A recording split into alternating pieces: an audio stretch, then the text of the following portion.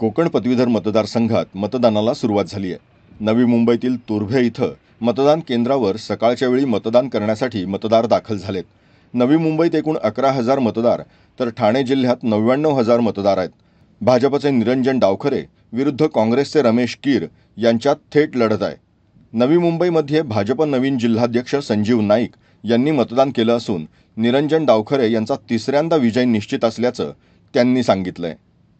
कोकण पदवीधर मतदारसंघ विधान परिषद महायुतीचे उमेदवार ॲडव्होकेट निरंजन डावखरे यांचं त्यांच्या संपूर्ण मतदारसंघामध्ये केलेलं काम, शिक्षकांचे, पदवीधरांचे त्यांनी मांडलेले प्रश्न त्यांना मिळून दिलेला नाही. मला विश्वास आहे निरंजन डावखरे हे विक्रमी मताधिक्यानं विजय होतील.